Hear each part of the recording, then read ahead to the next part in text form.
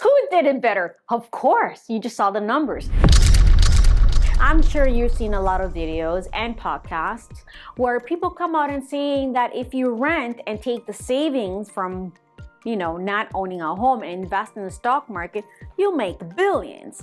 Even the people that are saying this on YouTube still own their own property because the math doesn't make sense. And that's what we're going to be learning today. What happens if you rent and what happens if you buy?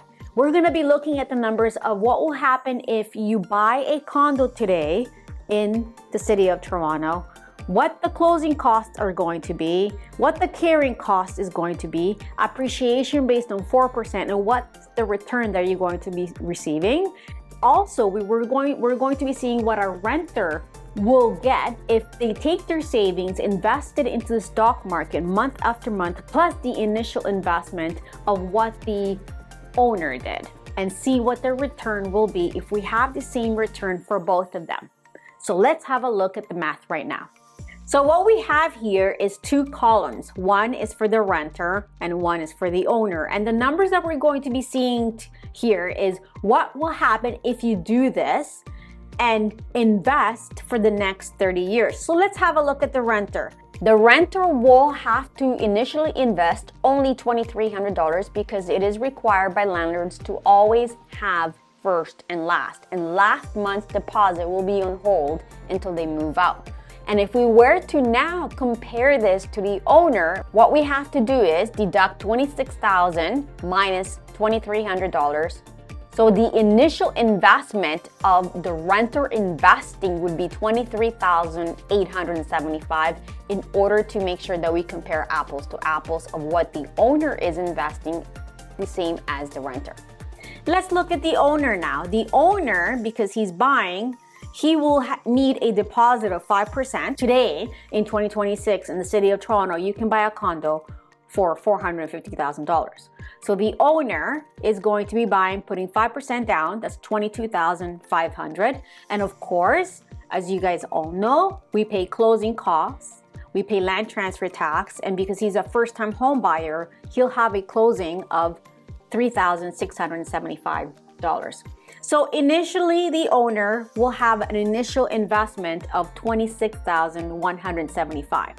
In order to carry this property, the owner is going to be paying a mortgage of $2,000, and this is 30 years amortization at 4%, property tax $200, maintenance $350, utilities $100, insurance $50, and repairs, because this is a condo, it's a brand new condo, around $450,000, there's no repairs at the moment.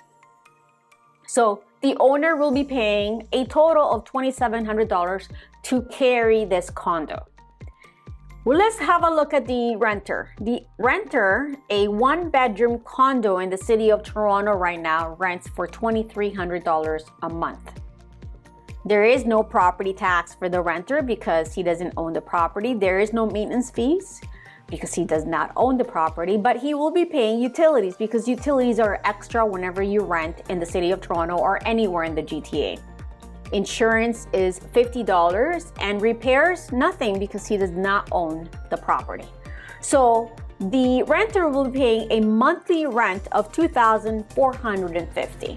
Now, what is the difference? How much is the renter saving from not owning a condo like the owner? He is saving $250. So what the renter is going to be doing is he is going to be taking the initial investment of $23,875 at the beginning, put it into the stock market, and then the savings of $250, he's going to put that monthly into the stock market.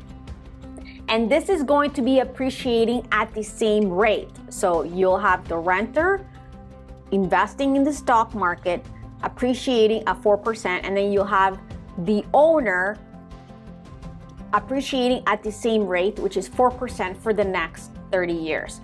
After 30 years, the renter will have $245,690. The owner bought a property for $450,000. There's no monthly investment because there's no savings. He's owning the property, so he's putting everything into the property.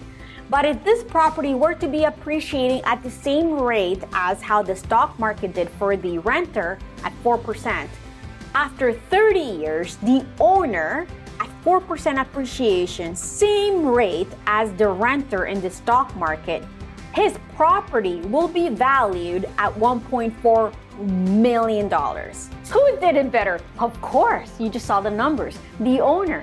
That's why I own my own home and I invest in real estate, because we are using the power of leverage. And if you don't know what the power of leverage is, it means that you are buying a property, financing the rest, but you are taking the appreciation based on the whole amount of the value of the property. That's what leverage is. So if you bought a condo for $500,000, the appreciation is based on the $500,000, not based on the deposit of how much you bought it for. So real estate will always appreciate 10 times more than the stock market because of leverage, appreciation, and equity for you.